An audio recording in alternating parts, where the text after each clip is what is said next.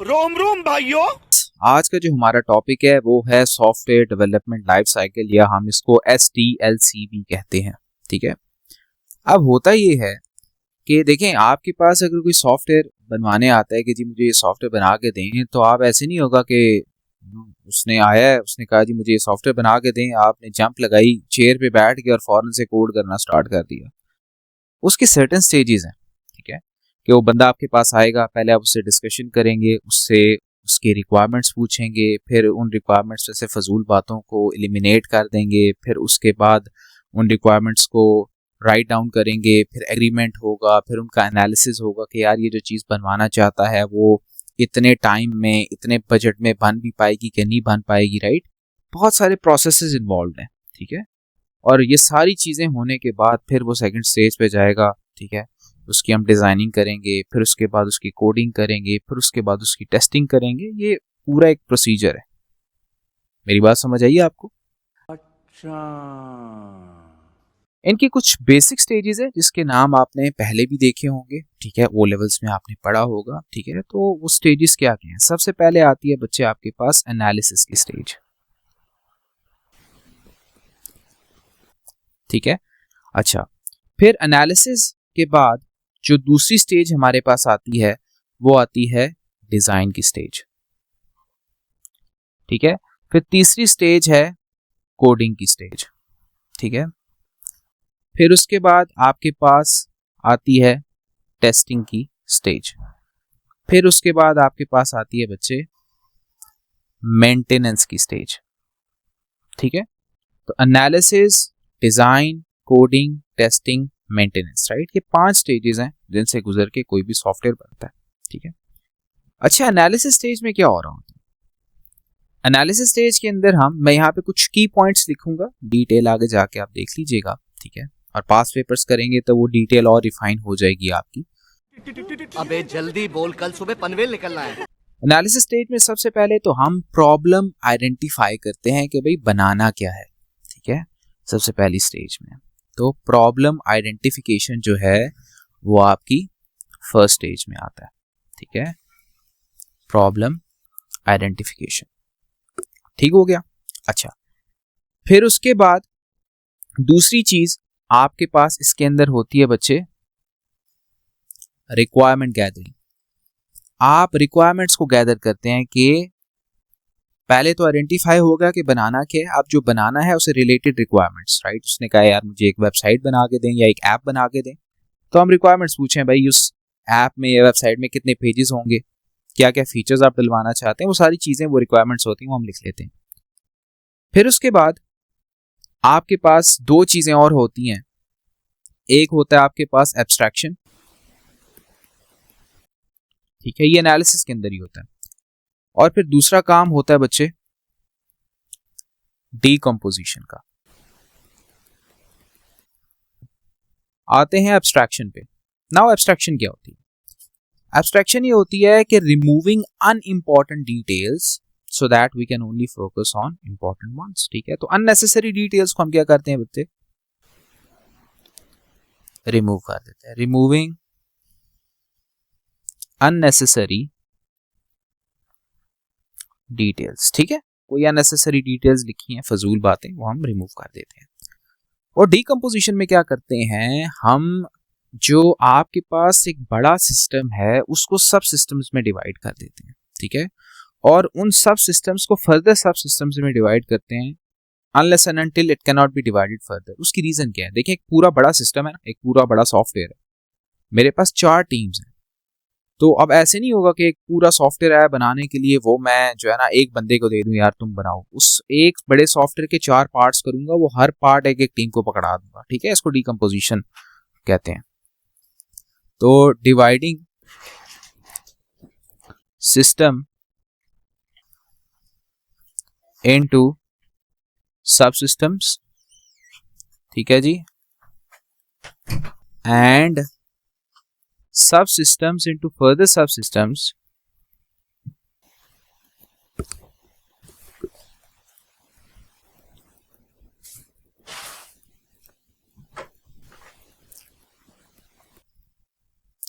until it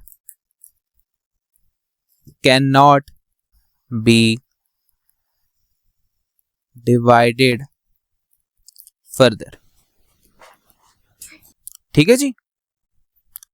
अच्छा, ये किया क्यों जाता है कि डेवलपमेंट फास्टर हो, आप जल्दी से कोड डेवलप कर पाए, ठीक है, और दूसरी चीज क्या हो कि इसके अंदर आपके पास कोड मेंटेनेबल हो। ठीक है, मेंटेनेबिलिटी को जहन में रखा जाता है। ठीक है, it's easier to maintain then, right, easier to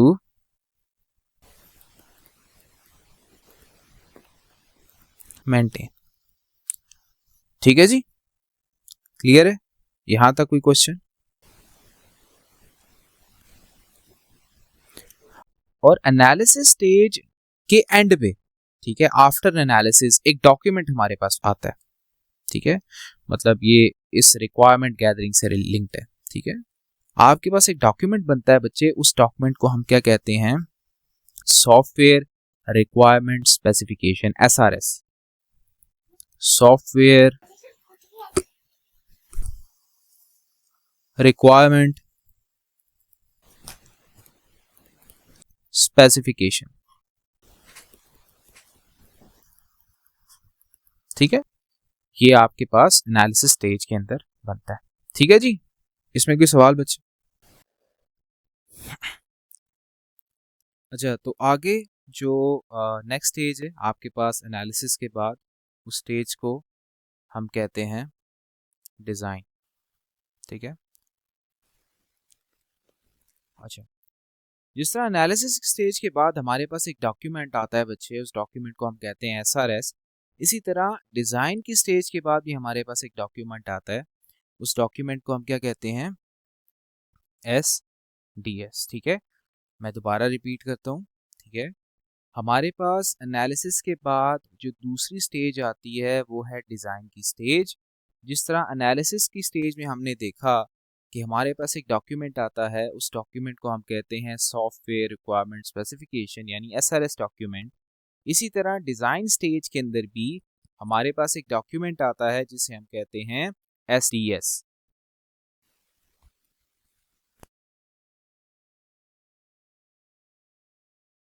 And SDS stands for Software Design Specification। ठीक है, अच्छा, और डिज़ाइन स्टेज के अंदर आपके पास क्या होता है बच्चे? डिज़ाइन स्टेज के अंदर आप क्या करते क्या हो? सबसे पहली चीज़, आप ड्रॉ करते हो फ्लो चार्ट्स। ठीक है, आप लिखते हो सूडो कोड। ठीक है, आप बनाते हो स्ट्रक्चर चार्ट्स। ठीक है, आप बनाते हो स्टेट ट्रांजिशन डायग्राम्स।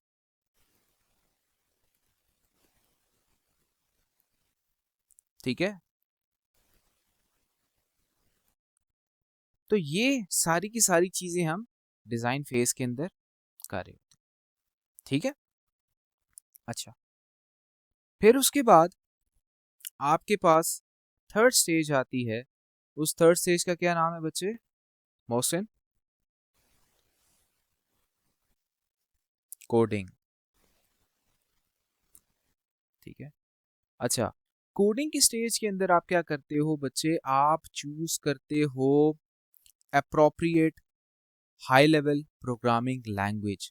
ठीक है, या डिपेंड करता है आपकी जो भी रिक्वायरमेंट्स हैं उसके अकॉर्डिंग आप एक लैंग्वेज चूज करते हो और फिर उस लैंग्वेज के अंदर, उस प्रोग्रामिंग लैंग्वेज के अंदर आप अपना कोड करना स्टार्ट कर देते हो।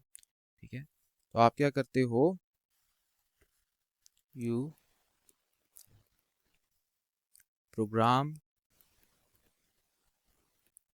The solution by choosing appropriate programming language।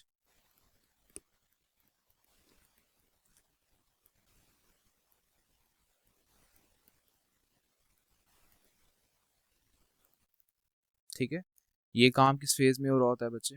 Coding के फेज में हो रहा होता है।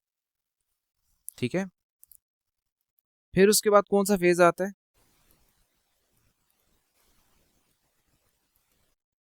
टेस्टिंग का। ठीक है, अब टेस्टिंग के फेज में आप क्या करते हो? आप जो आपने प्रोग्राम डेवलप कर लिया है उस कोड को आप टेस्ट करते हो यूजिंग टेस्ट डेटा। ठीक है, और आपके पास जो टेस्ट डेटा है, यानी किसी भी कोड को टेस्ट करने के लिए जो डेटा है, टेस्ट डेटा, वो 4 कैटेगरीज के अंदर हमने डिवाइड किया। ठीक है, वो क्या क्या है? अच्छा, टेस्ट डेटा सबसे पहले आपके पास आता है नॉर्मल टेस्ट डेटा बच्चे। ठीक है, अच्छा ये पहला है। ठीक है, फिर उसके बाद, बल्कि मैं इसको पॉइंट्स में लिख देता हूँ आपके लिए आसानी रहेगी। एक है जी नॉर्मल टेस्ट डेटा, दूसरा क्या है?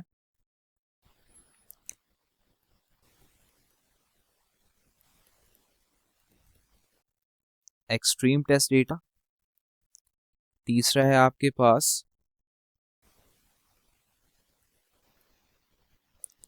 बाउंड्री टेस्ट डेटा, और चौथा है आपके पास एबनॉर्मल टेस्ट डेटा।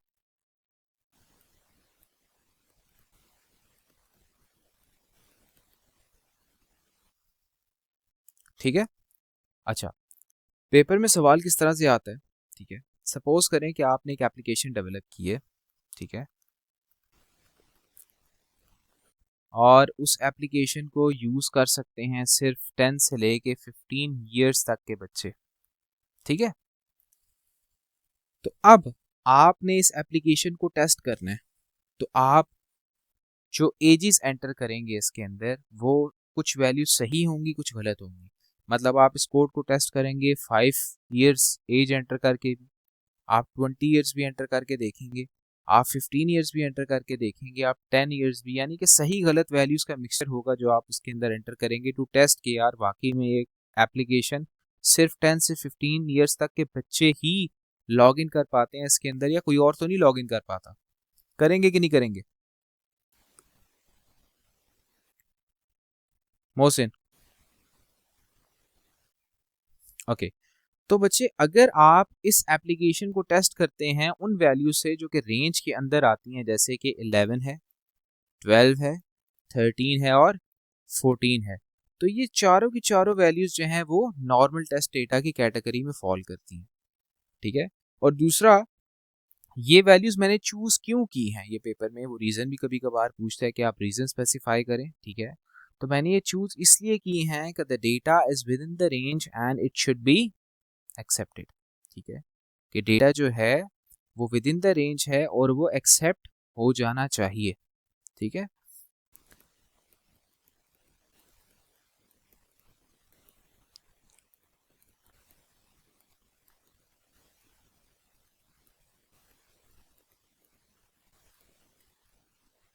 अच्छा फिर आते हैं एक्सट्रीम टेस्ट डेटा पे। आपके पास अगर मैं इस कोड को टेस्ट करता हूं दो वैल्यूज से 10 और 15, ठीक है, तो क्या होगा? तो आप के पास ये कोड बिल्कुल ठीक चलेगा ना, 10 और 15 पे भी तो ठीक चलेगा ना, क्योंकि ये दोनों भी एक्सेप्टेबल एजेस है ना, 10 और 15। ठीक है, तो आपके पास रीजन क्या होगी? Again within the range of acceptability and should be accepted.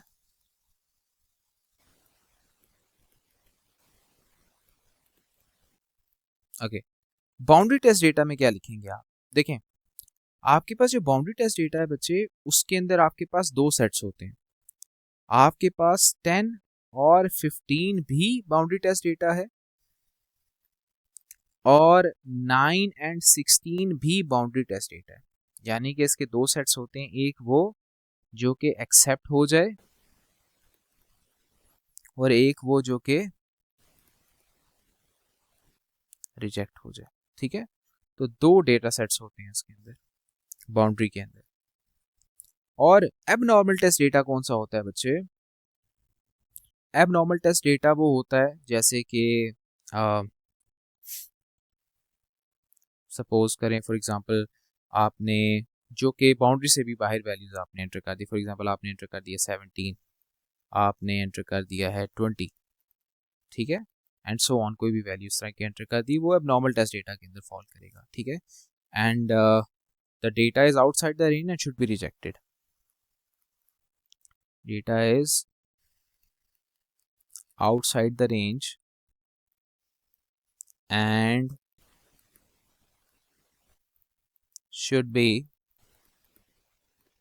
rejected। ठीक है, तो ये है आपका एबनॉर्मल टेस्ट डेटा। इसमें कोई सवाल है तो आप पूछ लें, आसान है, मुश्किल नहीं है। ठीक है मोहसिन बच्चे, कोई क्वेश्चन है तो पूछ सकते हैं। क्लियर है? अच्छा, ये तो था टेस्ट डेटा। आपके पास जो टेस्टिंग है ना, जैसे ये मैंने भी वर्ड यूज किया टेस्टिंग, ठीक है, क्योंकि अभी हम टेस्टिंग पढ़ रहे हैं ना, तो टेस्टिंग की बहुत सारी टाइप्स हैं, यानी सॉफ्टवेयर टेस्टिंग की बहुत सारी टाइप्स हैं। कौन कौन सी हैं आपके पास? इसके अंदर आता है, these are types of testing.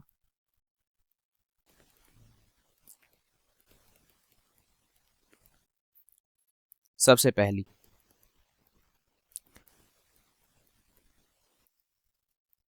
Black box testing,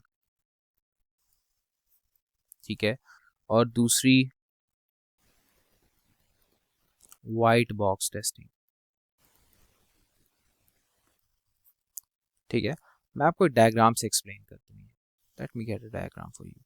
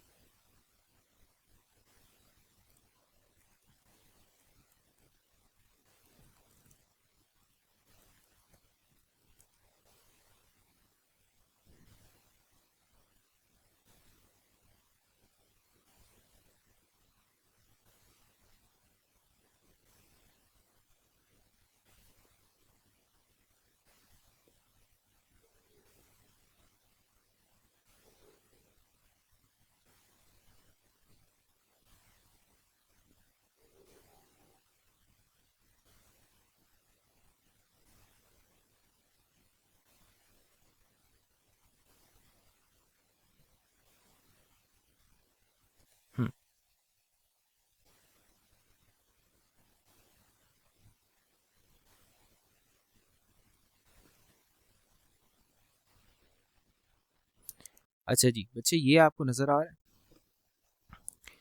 मुझे ये बताएं कि यहाँ पे इस डायग्राम में आपके पास ये जो बॉक्स है इसका कलर क्या है? ब्लैक। आपको नजर आ रहा है इसके अंदर क्या है? नहीं नजर आ रहा ना आपको? ठीक है, अच्छा, और ये जो बॉक्स है राइट, इसके अंदर आपको नजर आ रहा है। ठीक है, आप देखें इसके अंदर फ्लो चार्ट बना हुआ है एक्चुअल में। तो difference between black box and white box यही होता है कि आपके पास देखें, आपने चूंकि कोड की टेस्टिंग करनी है ना, तो आप दो चीज़ों से कंसर्न होते हैं। एक तो मैं क्या इनपुट दे रहा हूँ, ठीक है, और वो क्या आउटपुट जनरेट कर रहा है। ऐसे ही है ना, सपोज करें मैंने एक एप्लीकेशन टेस्ट करनी है, ठीक है, एक गेम है, तो मैंने चेक करना है कि यार इस बटन प्रेस करने से जो मेरा जो प्लेयर है वो किक मारता है कि नहीं मारता, राइट। तो मैं बटन प्रेस करूंगा, उसने किक मार दी तो ठीक है, नहीं मारी तो मैं कह दूंगा यार वो किक नहीं मार रहा। ठीक है ना, तो मतलब मैं सिर्फ कंसर्न हूँ इनपुट से, जो मैंने बटन प्रेस किया, और आउटपुट से कि उसने किक मारी है कि नहीं।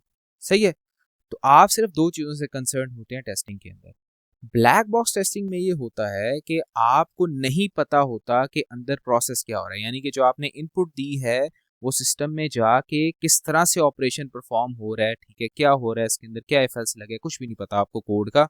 ठीक है, आपको सिंपली इनपुट का पता है और आउटपुट का पता है। ठीक है, लेकिन व्हाइट बॉक्स टेस्टिंग के अंदर क्या होता है कि आप जो इनपुट देते हैं तो आपको पता होता है ये जो मैं इनपुट दे रहा हूँ ये कोड में किस तरह से एग्जीक्यूट हो रही है, ठीक है, और किस तरह से वो आउटपुट जनरेट हो रहा है। तो ये फर्क है ब्लैक बॉक्स और व्हाइट बॉक्स में। ठीक है, मेरी बात समझ आ गई आपको?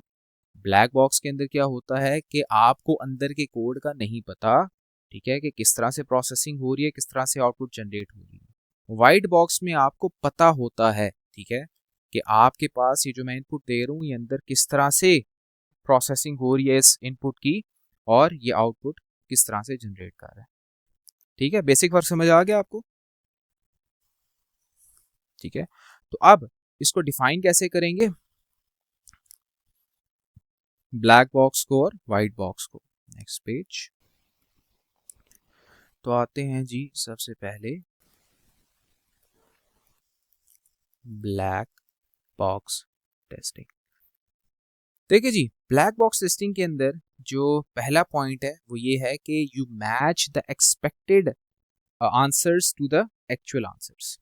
ठीक है, आप क्या करते हो, एक्सपेक्टेड आउटकम को एक्चुअल आउटकम से कंपेयर करते हो। You match expected outcome with actual outcome। Clear है? ठीक है, और दूसरा पॉइंट इसके अंदर ये है कि you don't need to know the structure of the code. आपको कोड का पता होना जरूरी नहीं होता ना ब्लैक बॉक्स में, ऐसे ही है। ठीक है, you don't need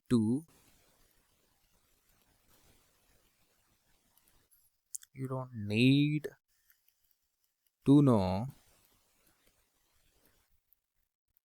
the structure of the code. ठीक है, और फिर आप इसके अंदर क्या करते हो, इसको टेस्ट कैसे करते हो, आप इसके अंदर टेस्ट डेटा यूज करते हो। ठीक है, choose normal, abnormal, extreme and boundary test data. ठीक है, ये आप क्या करते हो, ब्लैक बॉक्स के अंदर यूज करते हो। ठीक है बच्चे,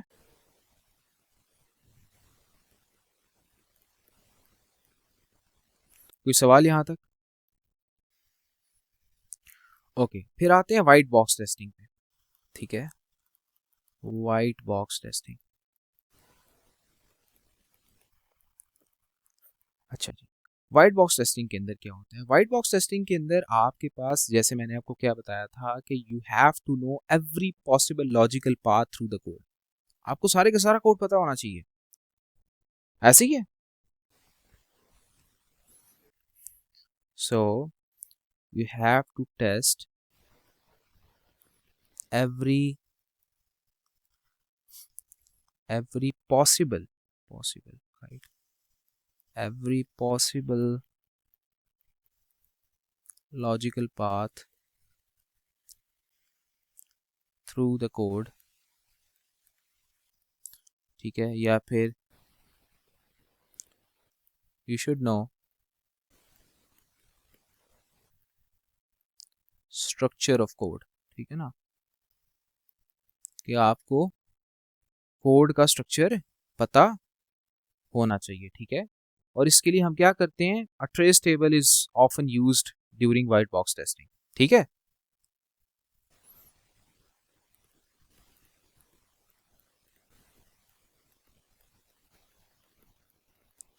ऑफन यूज्ड।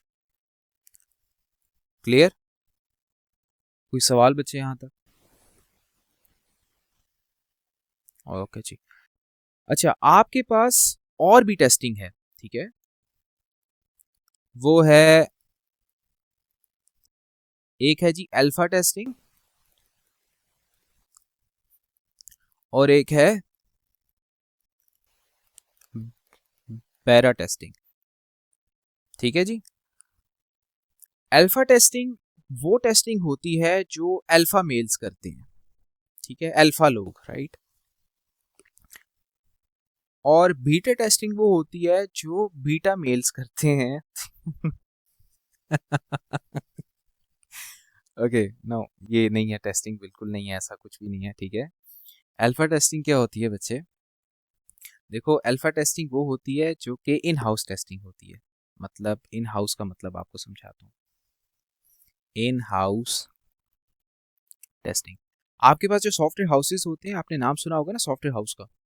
ठीक है, तो सॉफ्टवेयर हाउस के अंदर सपोज करें मैं एक सॉफ्टवेयर डेवलपर हूँ, मेरे साथ बहुत सारे सॉफ्टवेयर डेवलपर्स हैं, ठीक है। तो अब मैंने जो सॉफ्टवेयर बनाया है, ठीक है, ये सॉफ्टवेयर मैं सॉफ्टवेयर हाउस के अंदर ही टेस्ट कर रहा हूँ, ठीक है। तो ये क्या है बच्चे, अल्फा टेस्टिंग है। समझ गए मेरी बात? यानी कि the testing is done by the developers right in house rather than the developers who actually build the software. मतलब कि मैंने एक सॉफ्टवेयर बनाया और मैंने अपने सारे डेवलपर्स दोस्तों को वो सॉफ्टवेयर दे दिया कि यार आप टेस्ट करो, ठीक है। वो टेस्ट मैं नहीं कर रहा, वो कर रहे हैं, तो दैट इज अल्फा टेस्टिंग, ठीक है। तो इसका दूसरा पॉइंट क्या है कि testing is done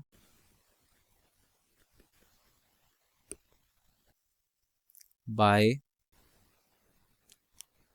testing is done by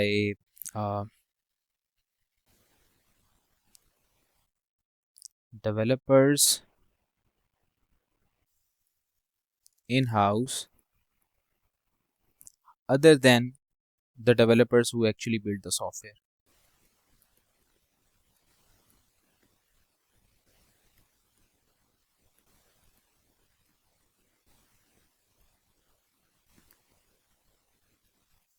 Built it. ठीक है, तो ये है आपके पास अल्फा टेस्टिंग। क्लियर? कोई सवाल यहां तक बच्चे? ओके, फिर बीटा टेस्टिंग क्या होती है बच्चे? बीटा टेस्टिंग ये होती है कि आपके पास अल्फा टेस्टिंग जैसे इन हाउस टेस्टिंग है, तो beta testing out of house testing है, ठीक है। यानी कि it is performed by the group of people right, those are assigned to find out bugs in the code, ठीक है।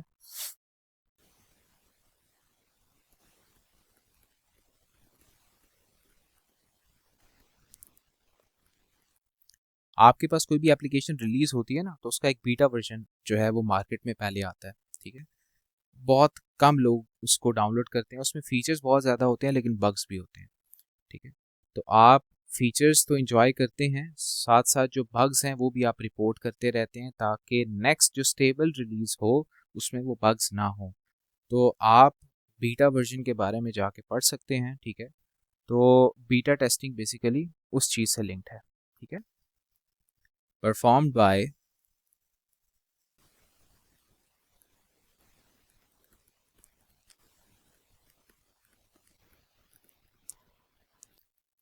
group of people, those are assigned to find errors in the code, ठीक है जी। ये आपकी क्या होगी बच्चे? Beta testing होगी। यहां तक कोई क्वेश्चन? फिर उसके बाद एक टेस्टिंग आती है स्टब टेस्टिंग। इसकी डेफिनेशन में बच्चे कंफ्यूज हो जाते हैं, ठीक है। सो दिस इज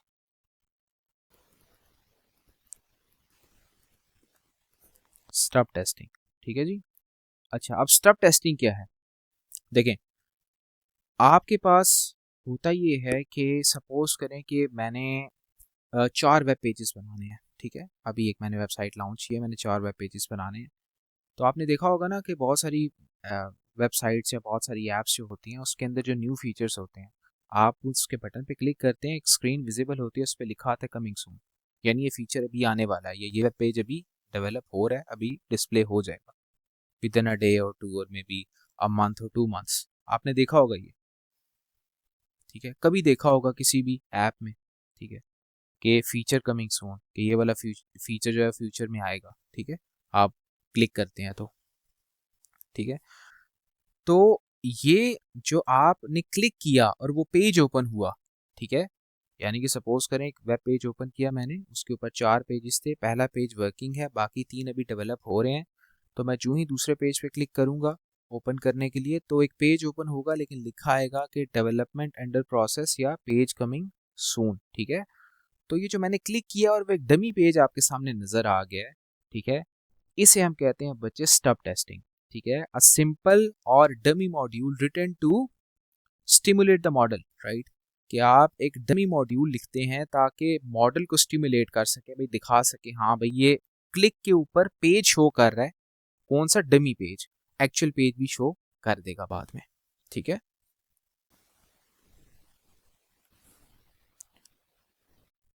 सिंपल और dummy module written to stimulate the model।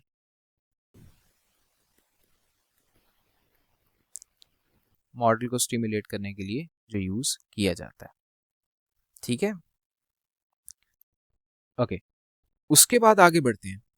आपके पास एक और टेस्टिंग है बच्चे, उसे हम कहते हैं integration testing.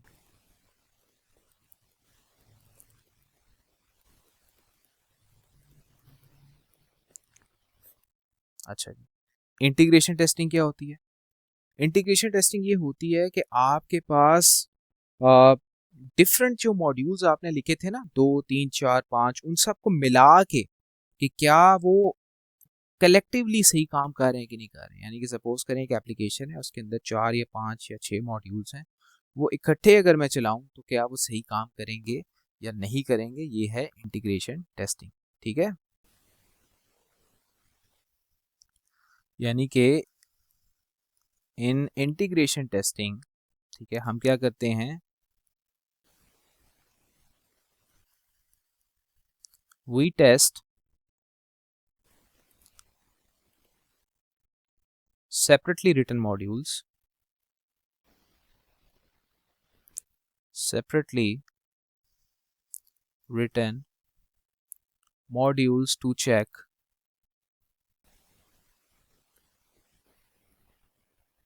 to ensure they work together, to ensure और check एक ही बात है, if they work together। ठीक है, ये आपकी क्या है बच्चे, इंटीग्रेशन टेस्टिंग है। ठीक है जी, अच्छा, फिर उसके बाद आपके पास एक और टेस्टिंग है, वो है एक्सेप्टेंस टेस्टिंग।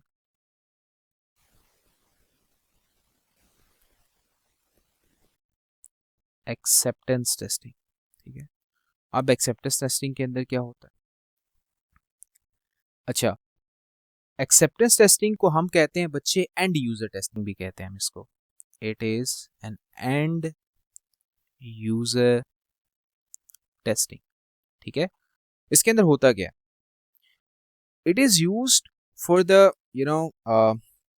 आपके पास एक कंप्लीट प्रोग्राम बन चुके हैं, ठीक है, एक फाइनल प्रोडक्ट बन चुका है, और वो फाइनल प्रोडक्ट यूजर की डिमांड्स के अकॉर्डिंग वर्क कर रहा है। ठीक है, तो यूजर उसको एक्सेप्ट करेगा ना, ऐसे ही है, ये है एक्सेप्टेंस टेस्टिंग। यानी कि सपोज करें एक सॉफ्टवेयर बन गया, प्ले स्टोर पे अपलोड हो गया, मैं एज अ यूजर उसको डाउनलोड करता हूँ, यूज करता हूँ, आई एम सेटिस्फाइड, मेरी रिक्वायरमेंट के अकॉर्डिंग सही चल रहा है, एक्सेप्ट हो गया ना। ठीक है, दैट इज एक्सेप्टेंस टेस्टिंग। सही है, यानी कि it is used to prove to the client that the software, the final software, ठीक है, final software product works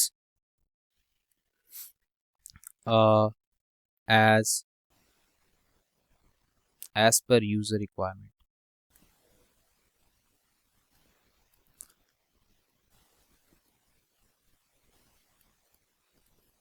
ठीक है जी, ये आपकी क्या है बच्चे, एक्सेप्टेंस टेस्टिंग। इनमें कोई सवाल है तो आप पूछ सकते हैं। क्लियर है,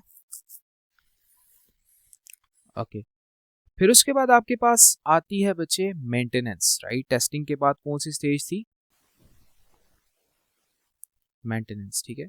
तो आपके पास मेंटेनेंस जो है वो 4 किस्म की होती है, ठीक है।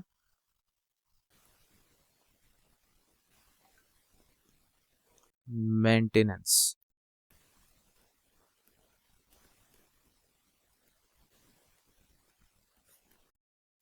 आपके पास सबसे पहले बल्कि वन बाय वन ही लिखता हूँ, ठीक है। आपके पास जो सबसे पहले मेंटेनेंस है वो है करेक्टिव, ठीक है जी, मेंटेनेंस। फिर उसके बाद आपके पास दूसरे नंबर पे आती है प्रिवेंटिव मेंटेनेंस, ठीक है, प्रिवेंटिव मेंटेनेंस। अच्छा, थर्ड पे आपके पास आती है एडॉप्टिव मेंटेनेंस, और फिर आपके पास आती है बच्चे परफेक्टिव मेंटेनेंस।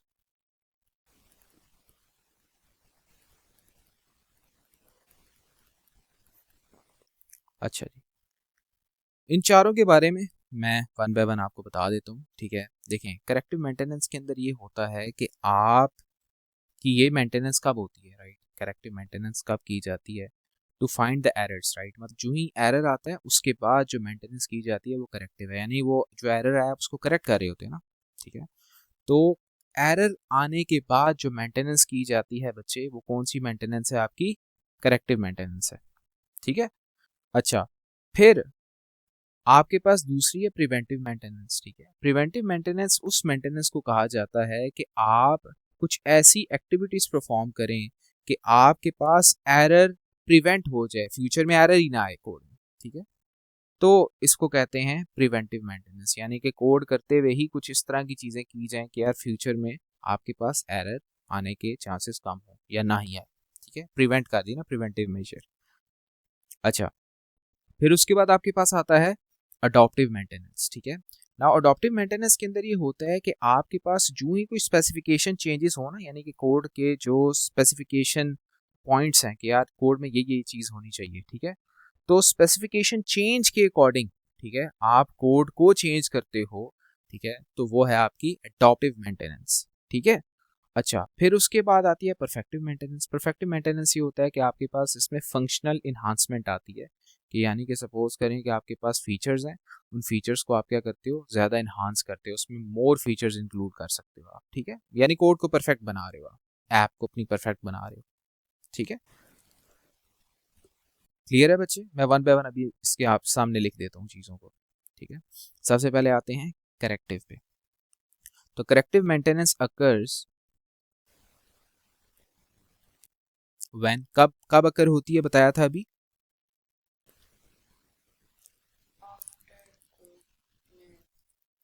हाँ राइट, यानी कि तब अकर होती है व्हेन एरर्स आर फाउंड, ठीक है, व्हेन एरर्स आर फाउंड, ठीक है। और फिर जब फाउंड हो जाते हैं फिर क्या करते हैं, हम उसको क्या कर देते हैं बच्चे, एरर को फिक्स करते हैं, ठीक हो गया। फाउंड एंड फिक्स लिख लें आप, बल्कि ये ज्यादा बेहतर रहेगा, फाउंड एंड फिक्स्ड, ठीक है जी। प्रिवेंटिव के बारे में आ जाए जी।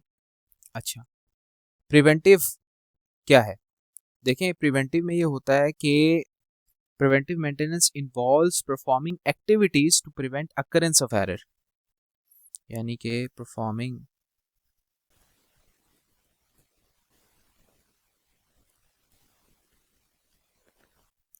Activities to prevent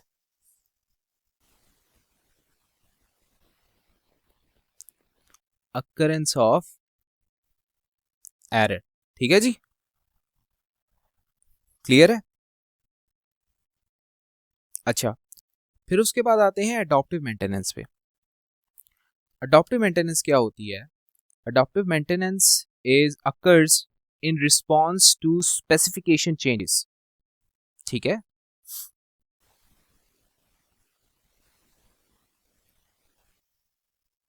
occurs in response to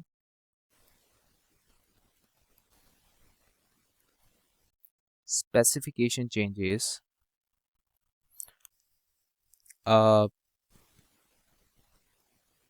which arises, right? ये specification changes कब होती हैं?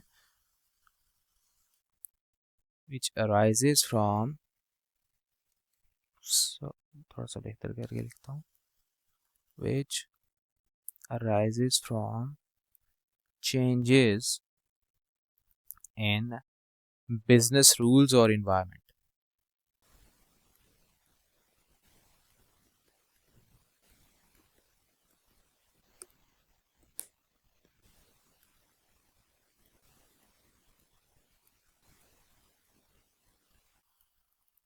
ठीक है, अच्छा, और फिर परफेक्टिव मेंटेनेंस क्या होती है? Perfective maintenance involves what? ठीक है, आपके पास it involves making functional enhancement, right? It involves making functional enhancements. सही है, अच्छा, और इसके अंदर एक और चीज भी होती है, ठीक है, वो ये होती है कि आप इसके अंदर दोनों चीजें इन्हांस करते हैं, ठीक है, क्या क्या? एक तो आप इसके अंदर फंक्शंस को भी इन्हांस करते हैं और एफिशिएंसी ऑफ द कोड को भी इन्हांस करते हैं, ठीक है। फंक्शन इन्हांसमेंट कौन सी?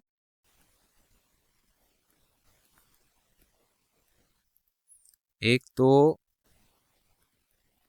फंक्शंस और दूसरी चीज क्या है बच्चे? Efficiency of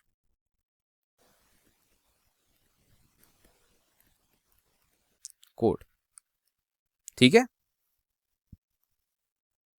which is as per user requirement, right? So this is perfective maintenance.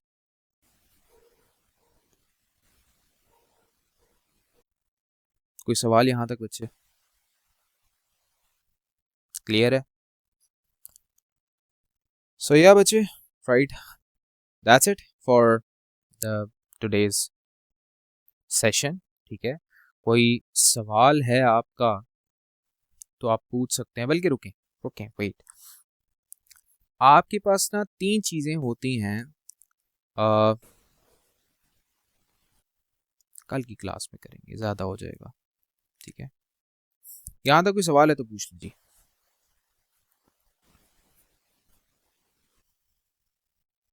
Clear है मोहसिन? ओके, ठीक है बच्चे, मोहसिन आप जा सकते हैं अभी, ठीक है, मैं आपको ये नोट्स वगैरह सेंड कर दूंगा, ठीक है,